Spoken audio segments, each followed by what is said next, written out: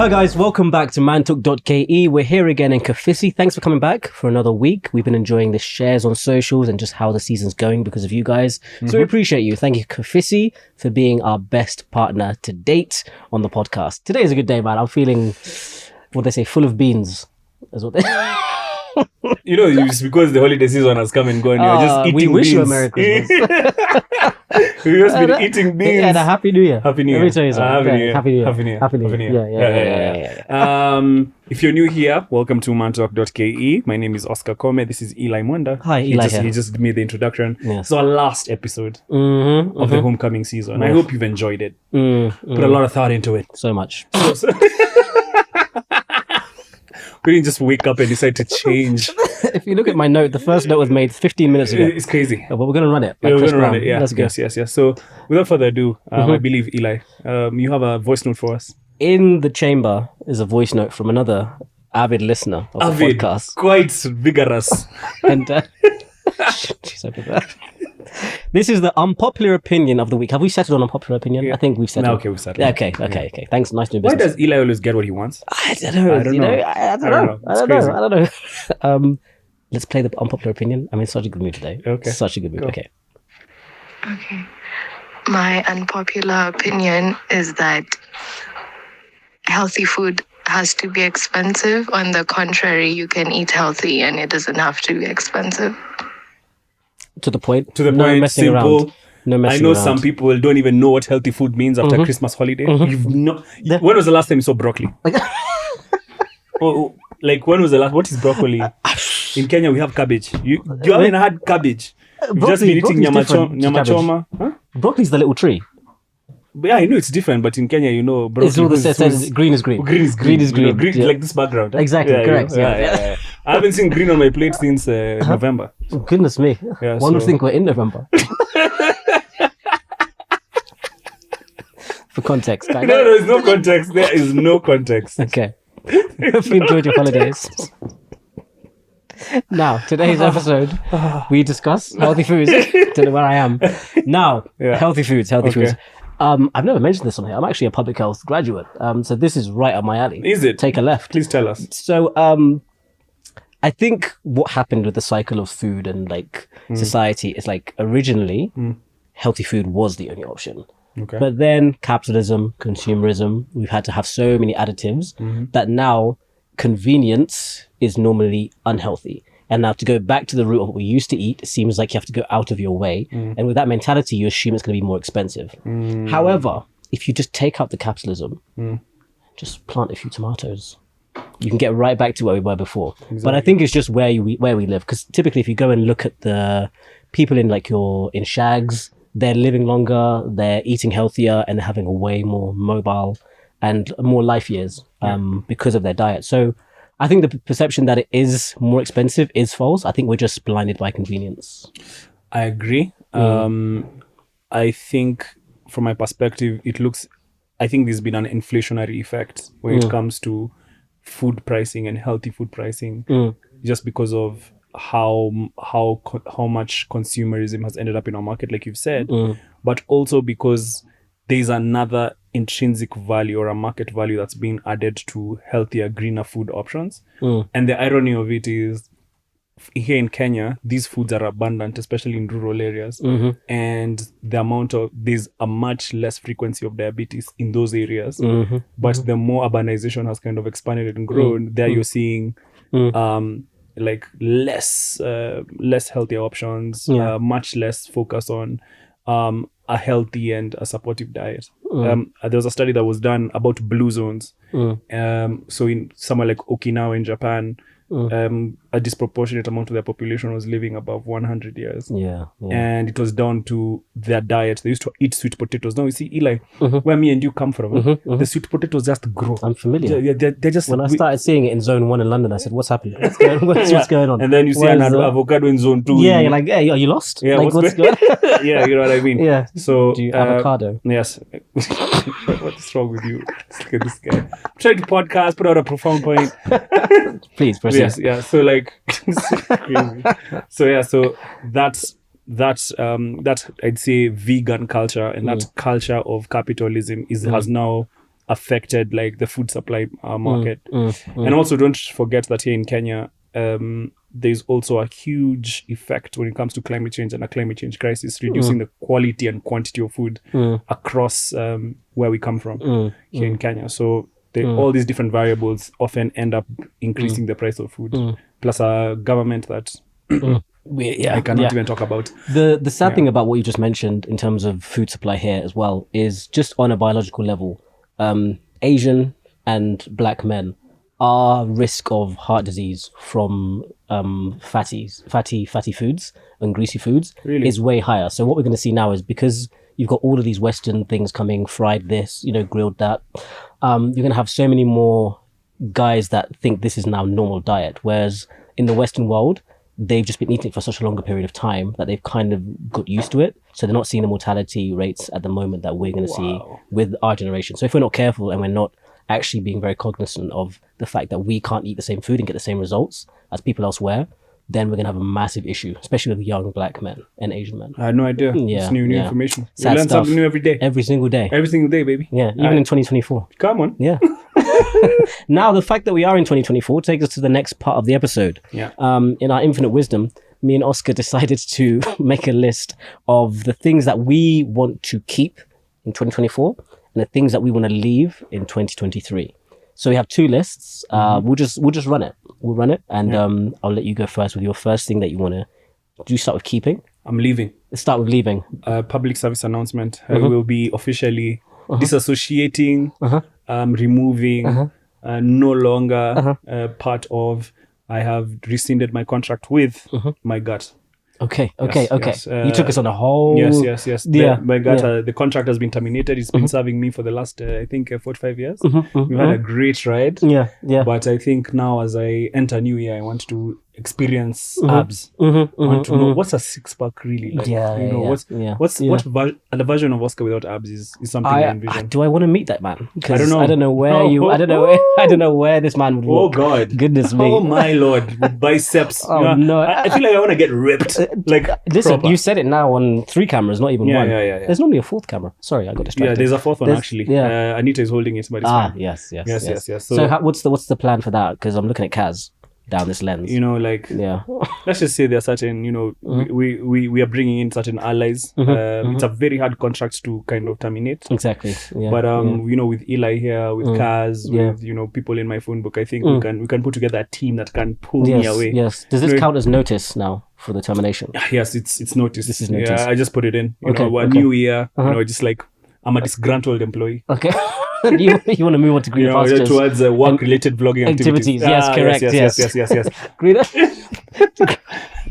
Greener pastures and greener foods and healthier foods. Based on our last conversation. Yes. What we do is full circle. That's what we do. That's what we do here. Now, okay, that's a fantastic one. I think it's good. It's going to be straight into my vision board. We're calling this episode Vision Board Vibes. We're actually making the vision board. Yeah, I like it. Okay, what am I leaving behind? Girls. Listen, brother. There's room for us all at the end. Do you know that? Okay. So what I'm leaving behind is being accommodating. Whoa. Being too accommodating. Okay, go. Right, and people pleasing. I think I had a really interesting conversation with somebody that was. She won't mind me saying this. There was somebody that was writing a book, and so she came to shadow me. And we had some really profound conversations about what she observed. The beauty of having somebody come from the outside is there's non-bias. So you're just seeing what it is. He casually said she's writing a book about me. Like, it is what it is. You know what I mean? No, she's a lovely young lady.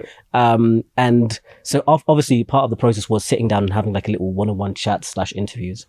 And one of the things she said to me is that you kind of people please in the ways that you dumb yourself down to be more palatable. And more accommodating to people, sometimes at your own detriment, because now people will perceive that you don't know what's going on. But in my mind, I looked at it as like a strength of that naivete and being like, okay, I'm going to let you do what you're doing, and then I'm going to sit back, watch, and then know how to navigate based on how you're acting. Yeah. But in doing that, it can become a trait where I'll take certain hits that I didn't need to take just because I've got so accustomed to taking the back seat and being like, okay, I'm going to let you get what you want, because I'm thinking long term.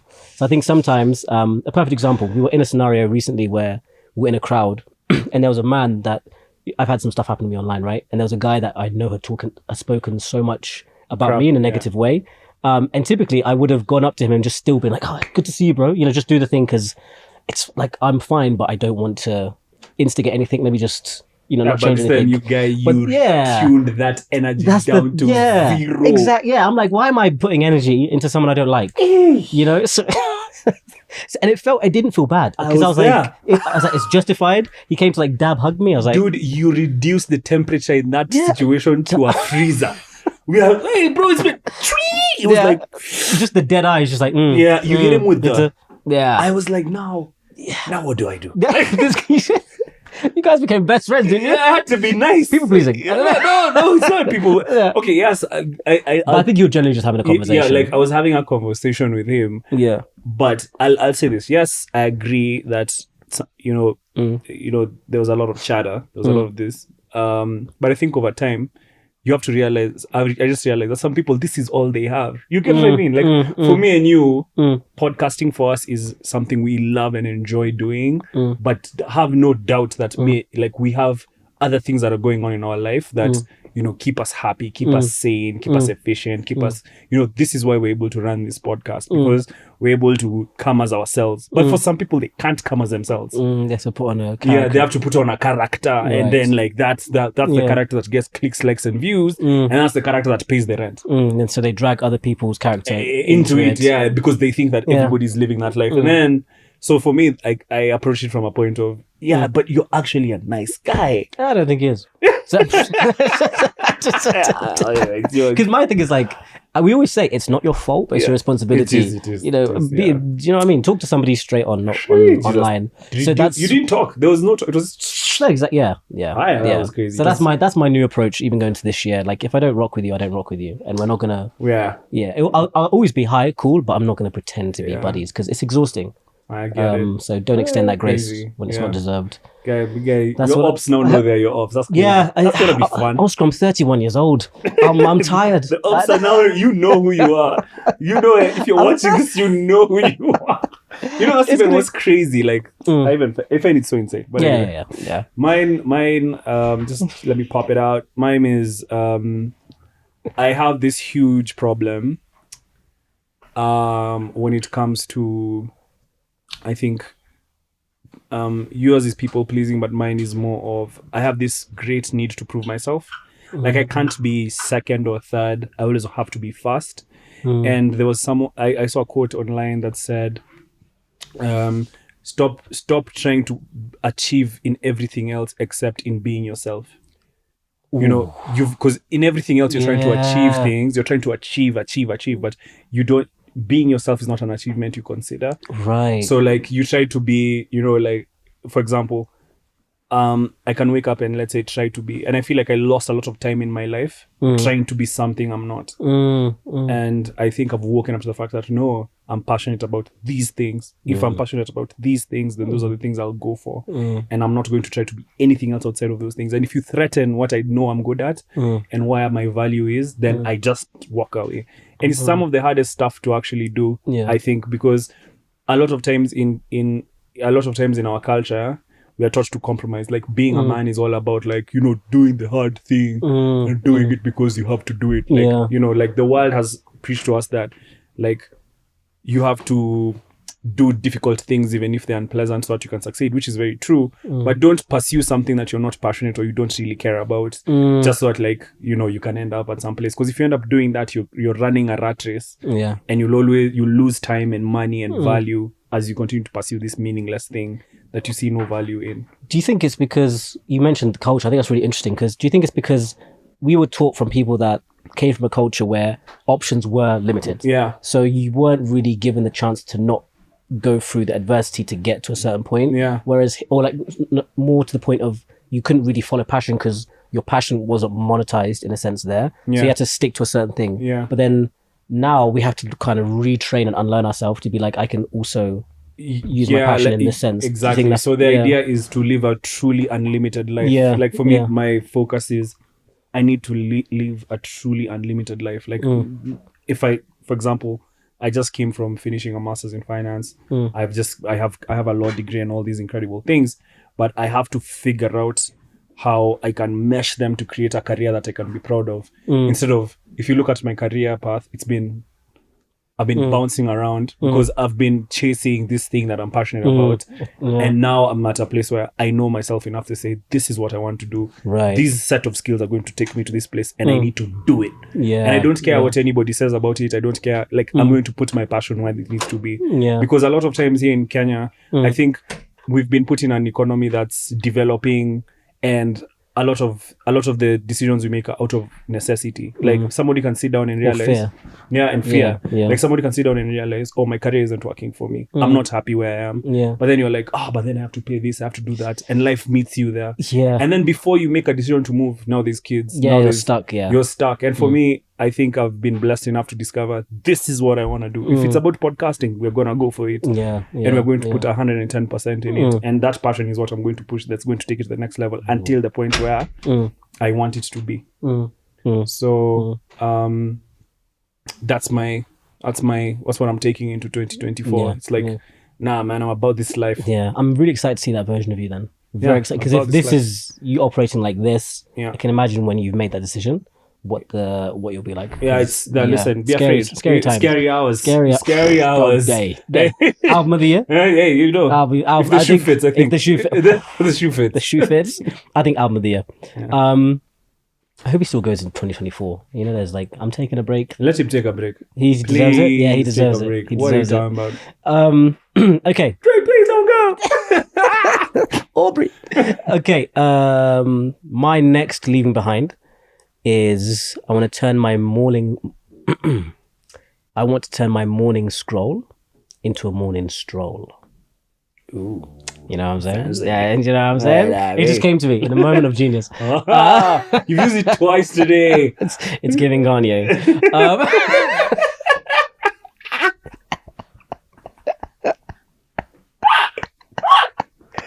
I was funny. Oh, what was I saying? Oh yeah, scrolling. Jesus. So I feel like this is my routine. You know, I might do these day in the life, but this is the actual routine, right? Ready? So Yeah. I wake up in the morning, Please. yeah, feeling like P. Diddy, right? Get my glasses, I'm out the door. I'm about to, yeah. So I normally wake up, one eye open, like that, right? I scroll over and I tap the alarm like this. I find the alarm, I'm like, okay, snooze, obviously. Then, Obviously. I don't know why, the first thing I do is check my account balance every morning. I don't know why. I just want to make sure it's still there. Like, I don't know. I just, every, I said every I think day. that's something to leave behind. That's Gotta be about the bag. do you know what I mean? Just let it, Yeah, sheesh. let the chips fall. Because I generally, every single time, a certain bank company, they don't pay me enough. So I scroll, I'll be like, okay, that's there. Okay, that's there. Then emails, then WhatsApp, then Instagram. Okay. That's like every single day the same thing. And I'm like, this is not healthy, because by the time I've gone there, either I'll start my day like, why is that transaction? Or oh, nice. And that's already set my mood before He hasn't prayed before he's checking his bank account. Yeah. I need that focus. do you know what I mean?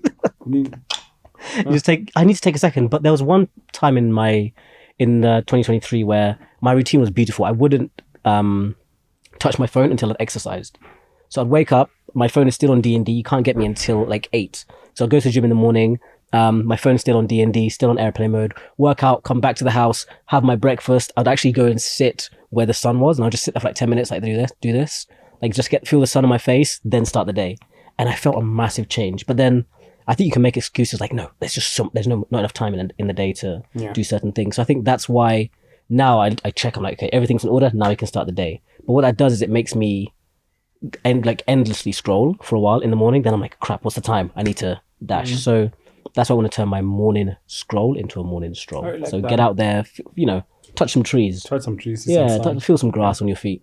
My mornings, I think I'll take that also. Yeah. I think I'll try my best, because for me, my routine is get up, TikTok. Yeah, And exactly. then Yeah. as I walk around, I'm TikToking. Yeah. I'm watching TikTok. It's in doing it. stuff. And it determines your mood for the day. Like it's gonna. Yeah, I don't know if it does, but I just watch. Most of my algorithm is tuned to sports. Most of the time, it's either TikTok or YouTube for sports. To be fair, the first thing I see is you reposting a basketball. Yeah, what happened the day basketball, before? yeah. I know what's happening in the NBA just from your story. I'm familiar. Yeah. Fasting NBA. What's going on? What's going on? Who hit a three?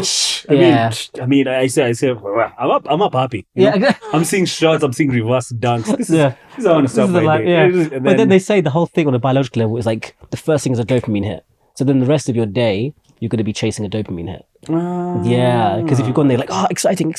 But if you take some breathes, do some exercise, touch some trees, you start here, then it goes up. Yeah, that's why I'm trying to. Morning scroll. Come on. Should we be checking on each other? Like, hey, we should. Have you touched your phone? Yeah. This or if you pick up, I'm like, you're on your phone. Listen, I have to lose this gut. I think morning hours is the best time to kind of terminate that contract. Yeah. Makes sense. Okay, aligned. What I'm leaving behind, I am leaving behind an animal that I have. Eli, I've been suffering from it. Is it a badger? You know, over the holidays, I realized that I have a way of vetting baddies that's only like Nyash based. A Nyash based value system is not going into 2024. We are going into a value based value based system where we are in our dating. You know, my dating system is Nyash based. God's sake. It's based on Nyash. I wasn't ready for this. We're talking about dopamine hits, productivity. Let me tell you, it's a problem. Be honest, this is a safe space. No one's watching. She treats you in a strange way. She's not the best person to you. She talks badly to your friends. Then she turns around. The nyash is nyashing. All of that is thrown out of the window. Suddenly, there's space for her in your life. You have time. You can call her. You can go have drinks. That's gone now. You know, I feel like that really affects us as men. You know, this whole thing where we're letting girls get away with a lot just because their waist to hip ratio is something insane. Goodness me. So you think you're falling victim to this? I think I'm crisis? suffering a lot. Especially this podcast is fueling it. What is the steps to steps. What are the steps to get out of this conundrum? Nyash Anonymous. Just like Nyash Vetters Anonymous. They're like, take a seat, no stand. Listen, I have a testimony. Yeah. Anyway, so I think as men, is this a serious concern? It's really serious. Sorry, no, it's really serious. So what are you going to do? How can I help as a friend? I don't know. Eli, I think you need to also assist me. I think we'll need to be running a buy test as well. Okay. Because to be honest, it's crazy. Because, as guys, you're meeting a girl just because she's fine. She gets to get away with everything. On a more profound level, I hear you though. Yeah. Sometimes you compromise a lot just because beauty fades. Yes. Yeah. Yeah, it does. Okay. But Nyash doesn't. Hey, listen. But yeah, I think I'm going to hold you accountable. Yeah, I think as guys, we need to ask ourselves questions like, when we're getting into relationships, who is the person we're actually entering a relationship with instead of how they look? Very true. I'd even argue how they make us feel. You know what I mean? I hear you. But sorry, but they have to be a 10. I'll be honest. I hear you. Like I'm hearing what you're saying to me. Yeah, but like, but compromise. Yeah, no, like you know what I mean. Like, yes, she's fine and she's beautiful, but I think the biggest problem we have as young men, and now we are getting into our age where we are picking wives, as the Jesus family have come, Martina have come, faith. Yeah, if you have these people coming on set and talking about really passionate love stories, don't just base your story on the fact that you bought her. It can happen. Maybe you might find your wife in a club and you buy a shot. Never know.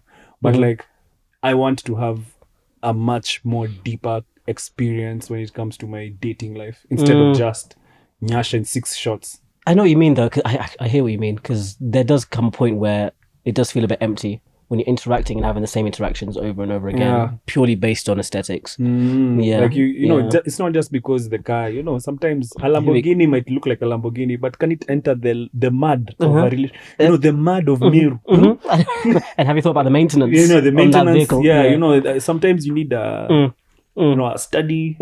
Hey, a classic. Remember when BN and then they said, "See, you're calling us cars." Remember? In the comments. But that's okay. No, that's profound though. But my point stands. They have to still be a 10 to me. Yeah, okay. A 10 to me. You keep taking a Formula 1 car to Chuka with the bumps and the corners. Looking for a Formula 1 car.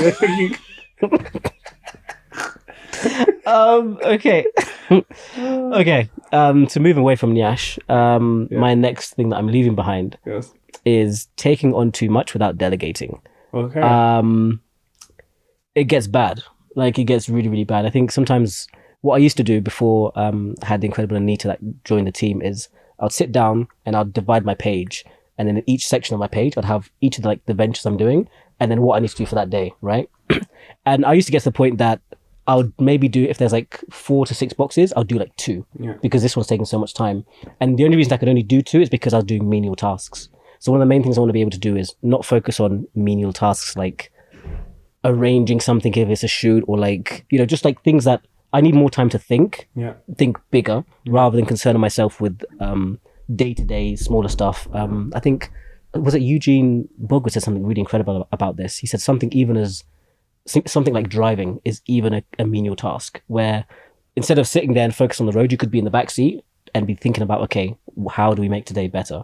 So I'm trying to delegate. This year I've been quite good at it in terms of just growing my teams so that I'm left in my corner, and then the other stuff is dealt with before it gets to me, or it's just saying yes or no. So trying to delegate more, but also that comes with trusting people more, which is a massive issue. Shout out to my therapist. So yeah, definitely needing to be able to trust people and delegate and then see results. So I'm moving behind, taking on everything myself and then having a crash. Yeah, even us. Yeah, we're even on this venture we're doing, which is Mantalk. Same energy. Seeing that, same energy. I mean, you need to think about the strategic direction of the brand. Everything else, we even deal sourcing, where we've kind of learned our lessons this past year. We're going to have to push that aside and just focus on and get talent management and just focus on like, how does Mantalk look, feel, sound, grow, and what's the direction we want to take it. And we've seen kind of the compounding effects of that. Having Beryl around makes us very happy. Having Anita around makes us very happy. So and Jerry and Lorna. So it's about, and the social media team. And the social media team, yes. So having that around, it just puts a whole other dimension to your game. And we've been playing that game pretty damn well, haven't we? I think we've done all right. We've done okay. All right. My next one is impatience. I never thought you'd get to that one. Yeah. Very good joke. Thank you very much. Thank you very much. Yeah. When I say impatience, I mean, I think I really like my results now. I'm a microwave guy. I like to warm, eat food. Like I'm a guy of the microwave generation. I just want to put my food in it. I want immediate results. And I think that this past year, it's shown me that no, you have to walk a very treacherous path to get to where you want to get to. And you have to be patient enough with yourself and with others to allow yourself to get there.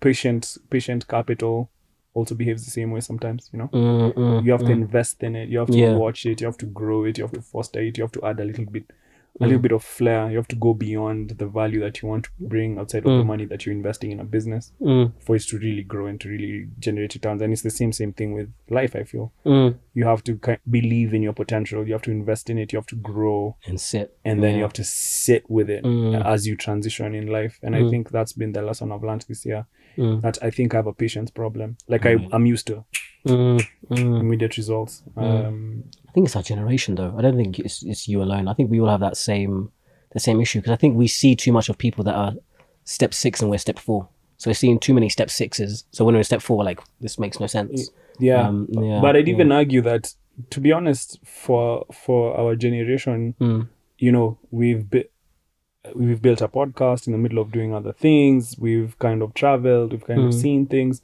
So in many ways, I shouldn't feel the way I feel sometimes. Where I should be content. But the truth about it is, life doesn't work like that. You have to be patient. And the older generations usually see somebody who's impatient as unwise.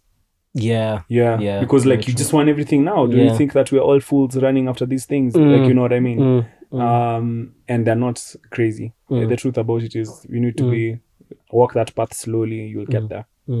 But this is just a back and forth it.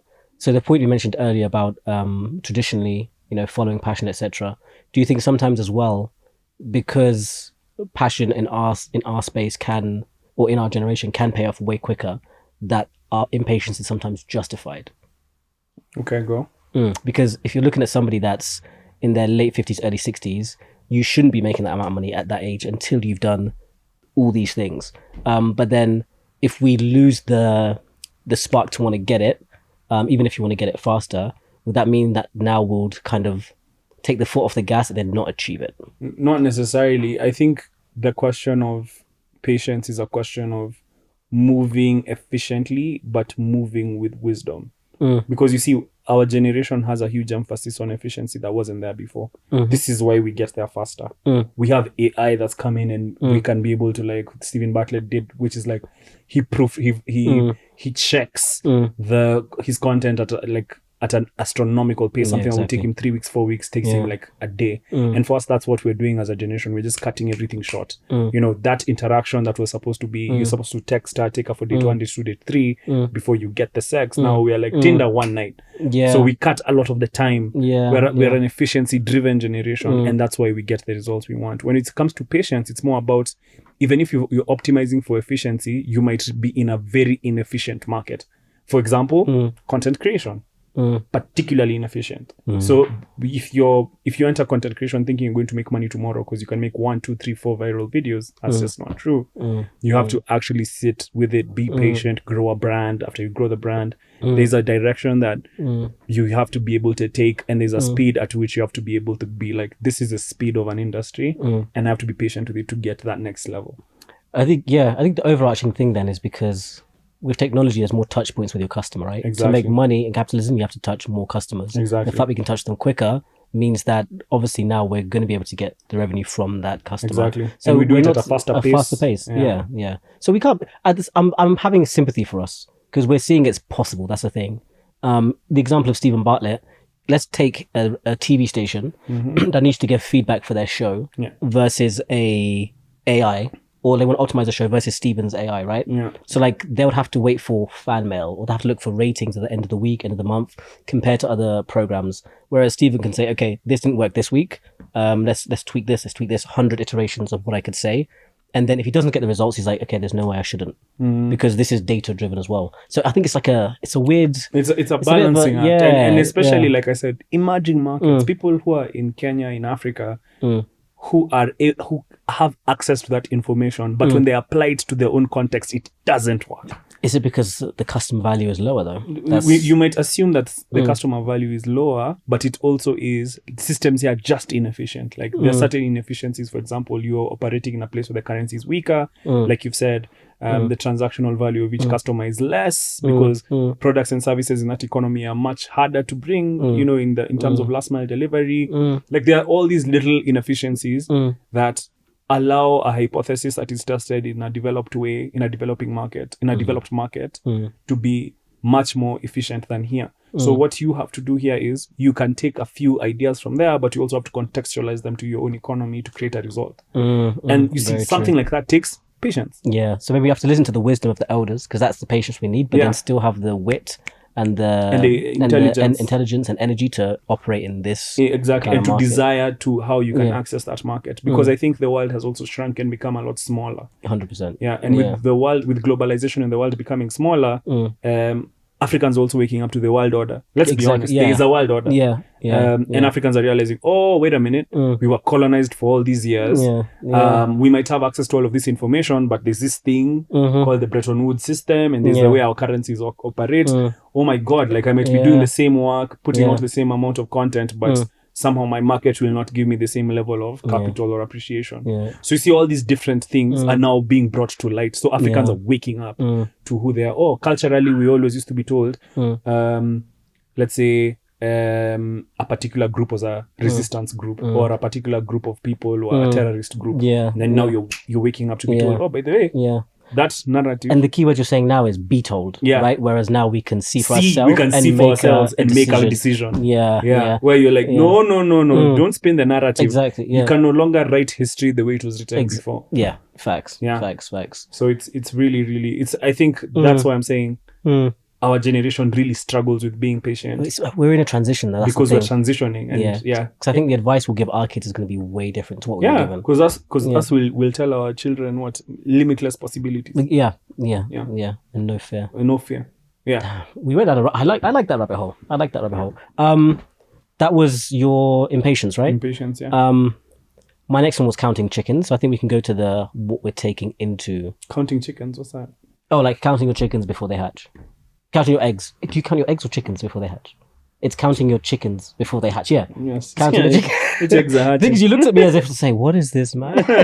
No, counting chickens, yeah, which is similar to you. Again, it's a catch-22 where you need to have the audacity to say that this is going to work. But in doing that, you can plan for it to work. And we said don't operate from a best case scenario, right? That's what I do sometimes, even when it comes to cash flow, etc. I can just be wildly optimistic and count the chickens, say it's going to be fine, and then when it doesn't work, you having to quickly think of an alternative, which luckily I managed to do, but it's a stress I shouldn't be putting on my future self. Because I'm counting the chickens here, like wait for things to materialize and then move. So one of the biggest things I do now is I just don't tell people things. Like if I'm working on something, unless it's done, it's like signed, we're done. I don't like putting it out there until like everything's done. Yeah. So counting my chickens, that was my next one as well. For me, I'd say that counting your chickens is a really good example of a wise man. That is now a wise man. In fact, we moved from intelligence to wisdom. We don't count until we hear the account has gone ding. That's when we count. My last one that I'm leaving behind is I'm leaving behind compromise completely. Me and compromise are not friends. We have compromised for a long time in our lives. No more compromising. Zero. None. Zero. The best. Only the best. Only the sweetest. I hear that. So even if I've said out here, it's the vetting for Nyash. This is where I was going with this. Please go carry on. I was like, if compromise will still be difficult in the sense that I think maybe in relationships you need to give and take. Relationships are a give and take. Also, I've had. Down the grapevine. But the truth about it is I'm not, when it comes to the quality of life that I want and when it comes to my pursuit of excellence, I will not compromise. Somebody who I really think has done an exceptional job there is, I think Formula 1 drivers are a perfect example of that, where you have somebody like Hamilton who's trying to shave off seconds or microseconds off of his pace. Or Max Verstappen, who I don't need to say twice, does not understand the meaning of the word.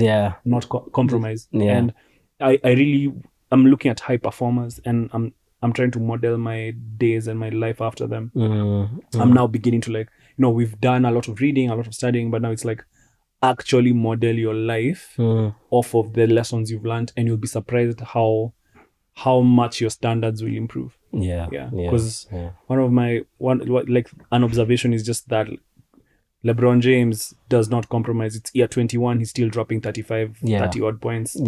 Kobe Bryant did not compromise. Mamba mentality. Tom Brady, GOAT, does not know the meaning of the word compromise. So like right now where my mind is, it's there. I'm in this place where it's like we're not compromising. Even with this podcast, the quality where we want to take it, there's no compromise. And yes, I'll forgive myself if I don't hit those targets, but I will actually work in that excellence now. On the road to the targets, That's me. No, I like that. I love, as a business partner, I love to hear this. This makes me so happy. No, we're going to hit those revenue targets, it's going to be a good year. It's going to be a good year, my guy. Now, if we were to flip the coin onto the tail part of the episode, we're going to go on to what we are keeping in 2024. Since that was quite a profound one. Do you know what I'm keeping, Oscar, in 2024? Tom Ford Noir. Let me tell you something about this scent. This... I didn't expect to hear that. I wasn't even looking for it. It found me. Let me tell you the story. So I was with the lovely Anita, and I thought, I need a new scent. Because I'd come back from a trip, and typically in Doha, they have very nice scents, but I didn't get one that slapped. The thing. And I was like, I came and think I'm going to go with like a beautiful oud. It wasn't better than the oud I already wear. So then I was like, I actually need a new spray because I was using Jimmy Choo Ice, and then I realized it was in my car. It was my car one, right? And it ran out, and I was like, I need a new one. So then we walk in, and this sounds like such a arrogant 2 minutes. But anyway, no, it's the truth. At the airport in duty free, coming from somewhere else, the guy was like, you should try the Givenchy. So I was like, okay, I tried it. So I went into the shop looking for it. And I smelled it again, and I was like, it's not as good as I remember in Kigali. Then I just started moving towards a gold bottle. It pulled me, and it said, "Come closer." Finally. Come to me. Come closer. And I said, okay, fine. And then, so there's a whole thing. And then, do you know what I think happened? There's a whole thing. There's a whole wall of Tom Ford. But you know what happened? And this is consumerism at its finest. So this lady, I don't know if she's familiar with the podcast. So she's walking through the Tom Ford. She goes from like the Tuscan leather and all the way down, right? So then she's like, this is it's got like a rich smell. And I'm competitive. I'm like, she hits you with that. So that's how it should smell, huh? So then she's like, yeah, but this is for more like, the older guys, like successful old guys. And I'm like, I'm 31. Like in my mind, I'm like, this is obviously a competition. Like, so then she goes through them and I smell all of them. And then, so she's basically saying like, what it represents in terms of scent. Then I finally went for this one and I tried it on then and I liked it. But then the next day when I sprayed it, I said, yeah, this is, I think, my scent for the foreseeable. But apparently you have to, for all the gentleman watch, you have to like keep upgrading. But like you stay with your base one, then you have the one for special occasions, the Tuscan leather. So I think I'm in my Tom Ford bag at the moment in my life. Tuscan leather is mine. Yeah, Tuscan leather, yeah. It's smelling like a brick. Yeah. Which one it is? Can we do that one more time? You just cut the first. Yeah. So that's I think I found it is such a big thing for a guy to find your scent. I think this is also something I've noticed, right? As you grow as a guy, you tend to pick much more expensive items. I don't know why, guys. Yeah. The quality of your shirts. Yeah. The quality of your pants. The quality. Look, I used to shoot in sneakers. Look now. Yeah. Look who I am. Beryl is just surprised. Yeah. We're wearing polo shirts. Like, what's happening? I don't know what's going on. I don't know. I think something happens. Something happens. Yeah. Like, I found myself just Googling watches. Yeah. Like, I can't wait. I can't my biggest wait. rabbit hole right now. I hope this is the year. My biggest rabbit hole right now is watches. I'm like, oh my God. Yeah. The Cartier tank. Like, oh my God. Goodness gracious. The Rolly. Yeah. Oh, the Sky Dweller. Something just happens. Oh my God. With age. You look at Patek. Yeah. And you're like, Nautilus. You're like, yeah. Then you look at the price, you're like, never mind. It's not even that nice. I don't even a watch. I've got an iPhone. I don't need to go on the side. KSH. You're earning in shillings. That forget. I think a man just needs 3. You just need a diver's watch, a strap watch, and then the spare one for every day. You see what you mean? Yeah, you are saying diver's. For me, it's like specific pieces. Where you have. But I meant in terms of category, like you just need, in my opinion. I get it. But I'm just saying like super specific pieces. You want that. You want that like Patek. Jeez, I don't think I can. You want that. I don't think I can spend that kind of money on a. I don't know. You want Eli. You want it. There's something. You want a watch that you're on a waiting list. You're waiting. Do you know what happened? There's this level of want that I get to, right? And I was talking about this when we went on a trip. I was like, this place has so much money that I don't even want it. And I'm not saying that I think it's unattainable. It's like I don't even want that level. In my mind, I'm not limiting myself, but I saw how grandiose some things were, and I was like, no, I want like two dials down, then I'll be okay. I saw. I'll never forget this moment in my life. Let me tell you something. It's called an overseas. Yes. I was walking through Mayfair. You know what? I think it was a job interview or something. We were going there with the boys, and on my way there, I saw this guy stand outside a hotel in Mayfair with his hand out, like picking a call. Just like American guy, hair combed back, blue shirts, nothing much, just a suit. And then he just did this with his left hand, and then I saw like the thing go down, and then I got hit by a Vacheron Constantin overseas. Goodness me! It was almost like I've been hit by a train. Like I was like, oh my Lord! I think just imagine. Somebody has that on his wrist. He sleeps at night knowing. I have that over there, and the thing about us as Kenyans, right? I think a lot of our tastes aren't. We've been kept away from a lot of the luxurious goods. We don't have certain stores, certain lifestyle products here. And when you go outside of Kenya, and then you start to experience like this is what men wear out there. It was made for someone to buy. It was made for somebody to buy. It's not like this like mythical animal. It's not like somebody with wings who floats on a spaceship. No, somebody bought it. My mom always says they have 2 hands like you. Yeah, they have 2 hands like you. Somebody bought it. Yeah. Another example. So I'm walking again, same day. I'm walking through Mayfair again. So I'm walking. So I turn a corner and then there's a yacht store. Now, let me tell you guys something. when you see a store written, we sell boats, right? And then they have this huge, centerpiece that's showing that specific boat. It's like a mock-up. Like I keep walking. I turn left, I see it. I'm like, oh wow, that's crazy. I don't even stop. I didn't even think to stop and look because I'm like, it's just what are you looking at? Yeah. The guy behind me, who was Caucasian and wore that, the gilet, stopped, watched, looked at it, said, entered the store. Now, at that point, guys, he was going for a sandwich. No, at that point for me, when he looked, he was like, he impulsively decided to enter a store to see a boat.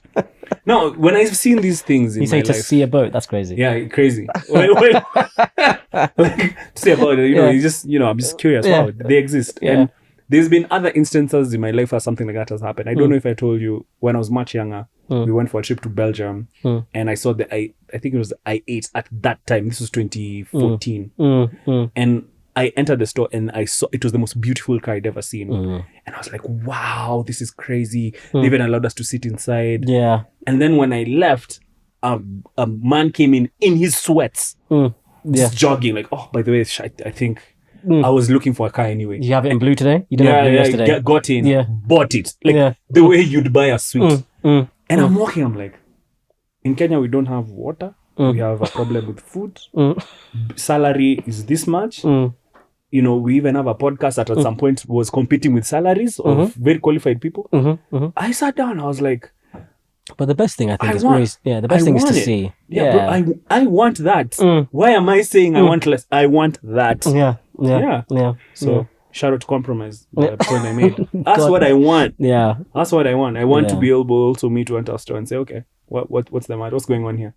What's this? Do you have a sale on? Or no? What's okay, going good. on? Okay. Cheers. Okay. Yeah. To just talk to my accountant. I hear you. Why can't I?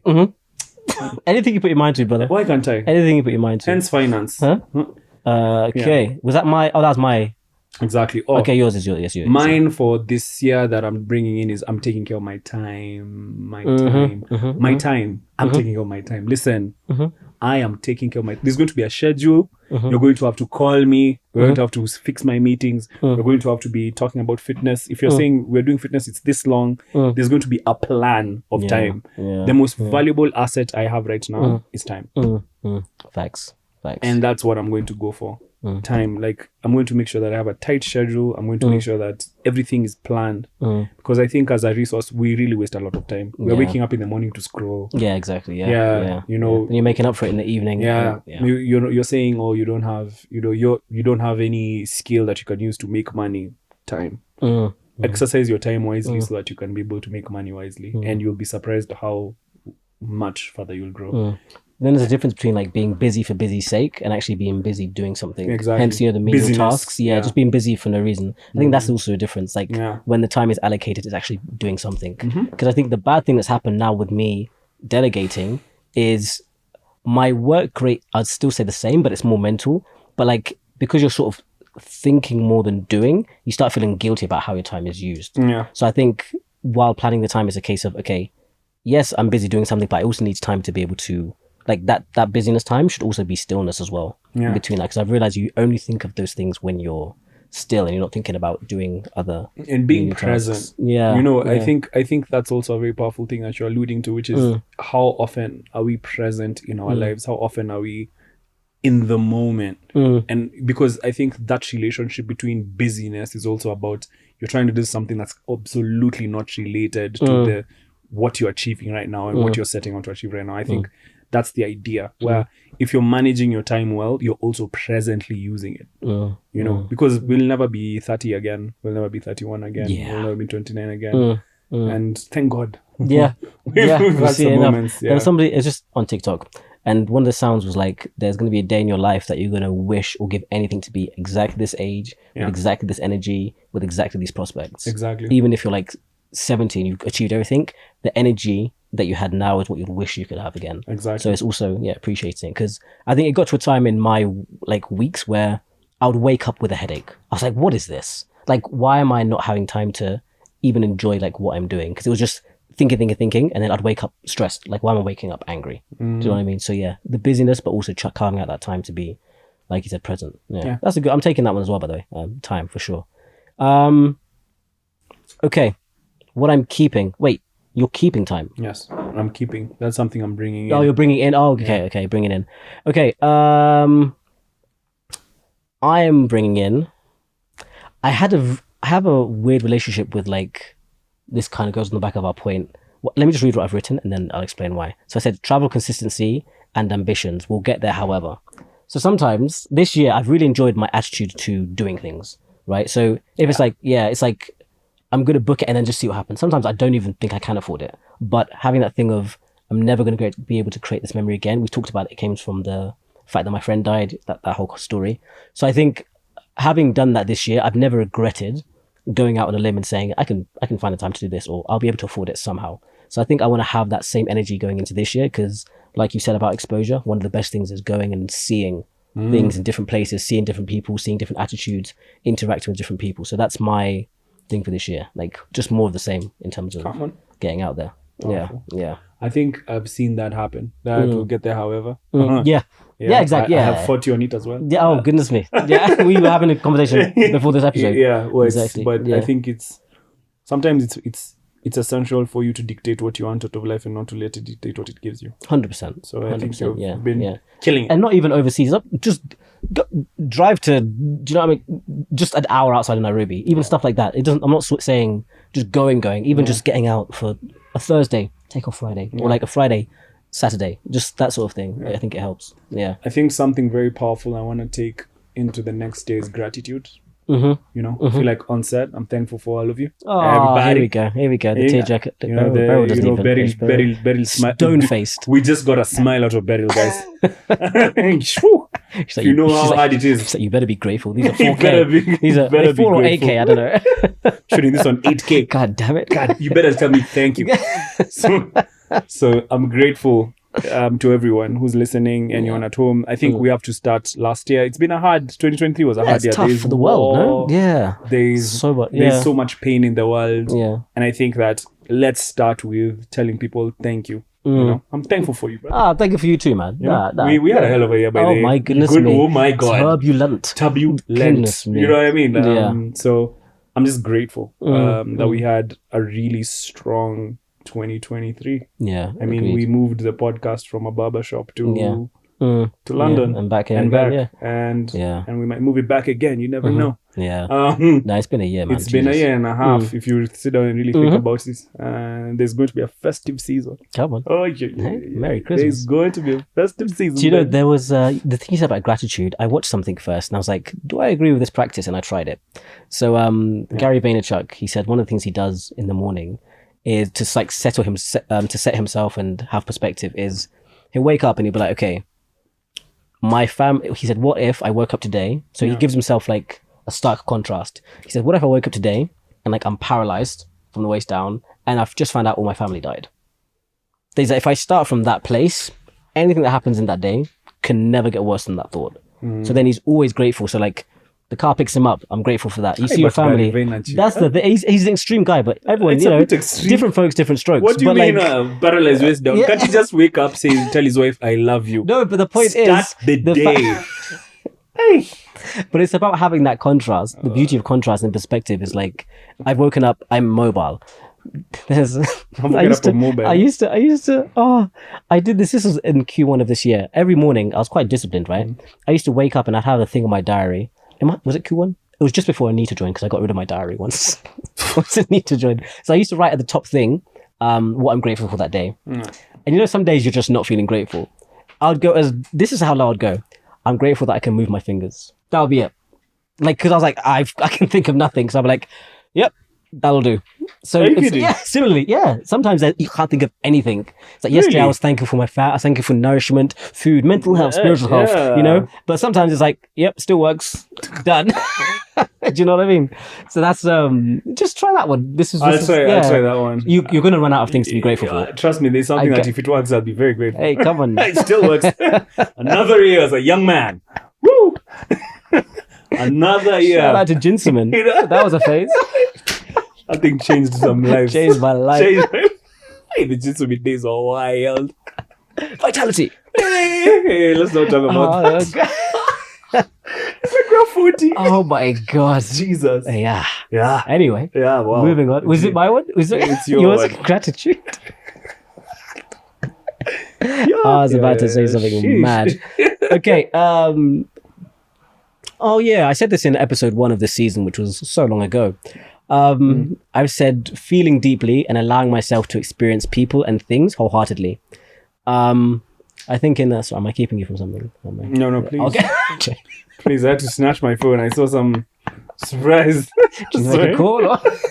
I'm so sorry. It was so instinctive. I forgot about podcasting. Scrolling and I forgot about podcasting. scrolling and you found. Yeah. I forgot about podcast. That's how I told Did you- you. let me tell I you- need to vet. I need to be vetted. Let me tell you. Do you know the scene that just happened? I just said as you were scrolling. I said I want to feel deeply and allow myself to experience people and things wholeheartedly. Meanwhile, that's what I just said to you. You're like, that's crazy. That's Idiot. Let me tell you guys. I just got a text. It came in before anyone sees it. I shut it so fast and I had to see. I'm trying to pull my heart out here. Hey, just we need help. I told you. I'm going back to therapy this year, but I'll be honest with you, I've been slacking with therapy. I'm telling you. Yeah. That's crazy. Dash can kill a man. It's just, if I was saying the first one, Tom Ford, I wouldn't mind. But I was literally saying I want to feel deeply and experience people wholeheartedly. I am so sorry. It's okay. the text that came. It's been 15 seasons. It's the first time it's happened. You know what I mean? D&D is there for Some a things reason. have changed. Hey, you've got. Hey, have you been sent a text? You're like, hey, if anyone sees that, Yo. if that camera catches you, You go to the shop and they're just showing them that you've paid with M-Pesa. And ding, hey.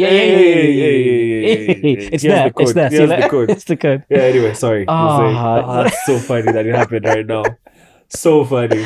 Okay, so what I was trying to say is I want to keep feeling deeply and allowing myself to experience people and things wholeheartedly. Okay. My relationship with emotion changed this year. I've said this in the first episode. It did. Good and bad emotions, mainly good. No, both equally. So like, I think I've said this before, but I'll say it again in case they didn't watch it. Yeah. It's having the ability to be like, right now, stop. What am I feeling? I'm feeling sad. Okay, cool. Yeah. Experience the sad. Be in the sad, sit in the mud with the sad, and move on from the sad. Because I used to just kind of store it and keep it and be like, it's Sitting fine. in the mud. Yeah, and just be like, I need to just keep moving. We keep moving. But keep do moving. you allow other people to sit in the mud with you? No, I'll be honest. I don't tell you problems much, do I? Like, I don't. It takes a long time for me to. I think the only time I would. I won't say it like, this is my problem. I won't call you and say, bro, I'm feeling this. I'll just say, Oscar, am I crazy? Or. Yeah, you live Yeah. with that one.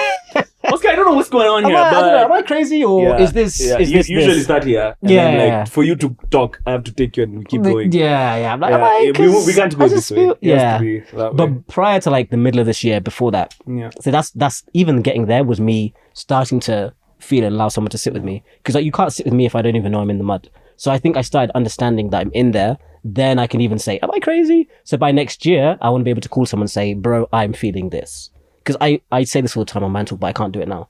Like, I practice it. No, I preach it, but I don't really practice I am feeling this. This is completely transparent. I also think, just to kind of ask a question, do you think it's also because you have a lot of the external indicators of success? You mean like dashingly handsome, Yes, like stable? dashingly handsome, Okay, stable, just want to make sure we're on the same page. Wears white sneakers, exactly. Uses That Tom is- Ford Noir. Do you know what I mean? I think, okay, actually no. And I'll say why. Okay. The external stuff, for me, I have a very good perspective on it. Because I've watched, I'll just share. So one of the biggest transformations for me in terms of my relationship with like life was watching my dad like nearly pass away, like having a few days to live. And I saw at that point when he was ill, he hadn't even told us like passcodes to this, and we were literally having to get information so that if you go, we can still access stuff and like do things, because he kept everything to himself. So in that moment, I was like, this guy has all this stuff, but he can't even access it right now. Like he can't even lift his hand to press approve. Yeah. So I think my relationship with anything on the outside, I know it can go like this, and I can wake up like Gary Vee and not be able to even get in the Paralyzed from car. the I can't even wrist wear down, the sneakers, you know? So I don't know if it's because of that. I don't think it's because of the external things. My relationship with external is quite good. I think it's more to do with what the people I care about think of me and how they rely on me. So I think I don't allow myself to feel sometimes because I feel like I need to be Stable. I need to be stable. I need to be the equalizer. So if you come to me, I can give advice, but it's hard for me to ask for Receive, advice. Yeah. So I think I've just always I think been like that. there's also just No, this is where we're potting. like I think it's also your level of how exposed are you to like-minded and like-placed individuals in society? Because Yeah. if you're constantly the one who's carrying everything and everyone, Mm. then it might be a problem when it comes to problem solving with the same people, because you're like you haven't quite problem solved for yourself, then how should you problem solve So for me, and can you even can you give me perspective on my problem? exactly? Do you know what I mean? Yeah, so maybe it's a mentorship kind of peership question. And to be fair, you're right, because that's spot on. Because when I do talk to my mentor, I tell him things I can never tell people my age. Yeah, Because he's like experienced it twice. exactly. Or if I'm talking, okay, I already actually go that deep with my dad, but if I'm talking to like my dad about something, there's certain things, mostly business, that I can be like, I'm thinking this amount of money needs to go. What can I do with that? Because he's experienced that. Yeah. Yeah. Even for me, I've gotten to that age. I Yeah. think we've gotten to that age where it's dads Dads, and male just mentors, babas, where we can't start taking these problems to our aunties. No, I hear you. I was having the same convo with my brother. Same convo. Yeah, because I've hit that place also where it's like, oh, I've done all these things, I've followed the path that's safe, I've done all of these things, but now I have to do something that and the male figure in the home was like, yep, it makes it. you better take it to where you need to take it, otherwise you're not going to get the results that you want. You have to actually like put on a different face. And I think that maybe that's the relationship, maybe that's a way for you to kind of continue to charge this path that you're on, which is like just getting more emotionally connected and more like with people that get I think deepening opening the circle to older, more mature people, for sure. Even Mantalk, I sense. think now we are ready for more mature conversations and having much more senior guys walk in and give us their perspective. I think we've dabbled a lot in youth. I think it's now time for us to go for experience. Seasoned. Yeah, that makes sense. More white beards on Mantalk. Yeah. No, I agree. Yeah. I actually agree. And that's part of our vision, but more white beards on Mantalk. Just put it. Yeah. I'm just digesting what you said. That's so true.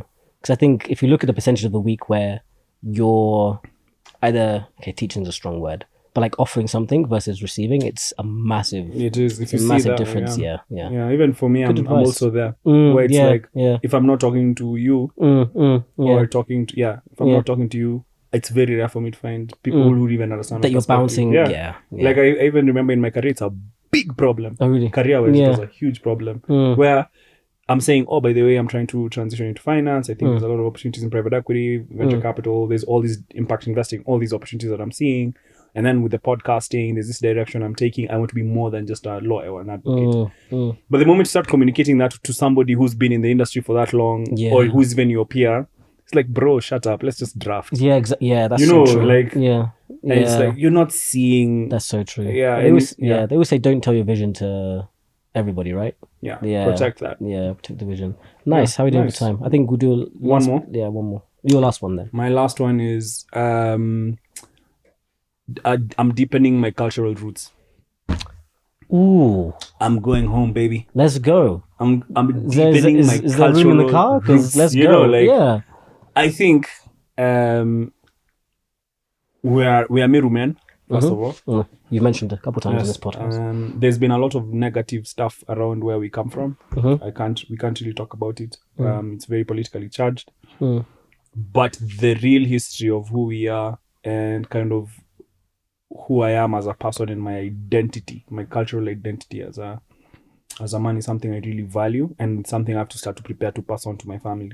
I need my son to also not to inherit the negative traits, but to benefit from the good ones, from knowing his story, where he comes from, like from knowing his language. I feel like there's it can be watered down if it's not passed on. It can be watered down. I'm starting to feel, in the globalization, urbanization. No, I want to Yeah. go back to the village a bit. I spent some time. I start asking the old men questions. Okay, how did this come to pass? How did that come to pass? Who is in my lineage? Who is not? Why do You we said the value word this? "come to pass" and "lineage" in the same sentence. You mean that? I mean it. Jesus, it's Yeah. getting biblical. Let me tell you, like all these different Begotten. things. Yes. How even the question of how did we become Christians? Yeah, exactly. What was that before? So now that curiosity, like real, because now I've been exposed to the world. I've seen enough for me to know this is the way the world works, and there's a certain order. But what existed before that? Question everything. Yeah, question everything. Now our generation should actually be like, no. With all the information we have now, it's our responsibility to use that. Exactly, question everything. And so I've started reading.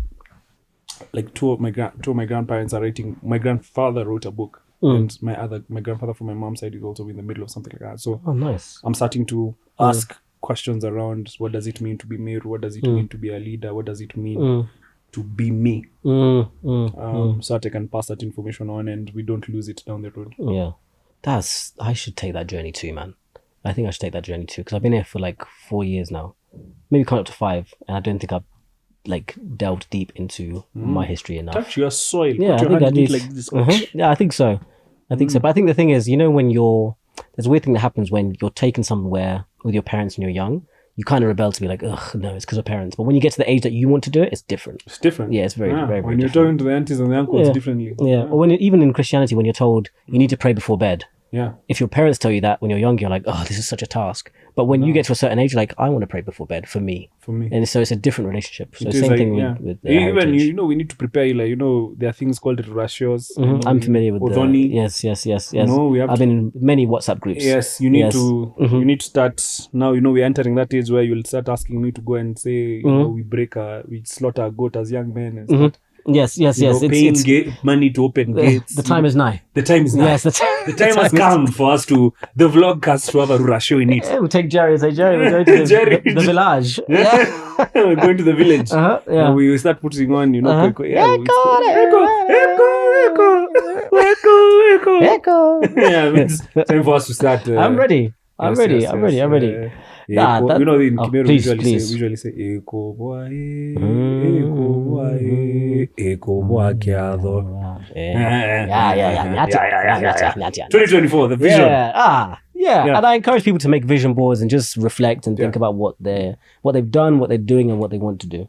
So I've really enjoyed this, and it also gives me some perspective as to where your head's at. Yeah. Some of the stuff you said about business, I'm very excited now. I'm very excited. The bag. It's gonna get don't better. question it. Oh no. Yeah, we need to marry. Call us Birkin because we're gonna be getting to marry. Yeah, we need to. There's nothing left. There's nothing yet. We need to plan.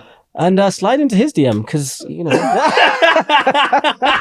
Hey, you've seen a Texas come here, I've been like, where? Hey, nobody's seeing that. No. We'll keep you in our prayers, brother. We'll keep you in our prayers.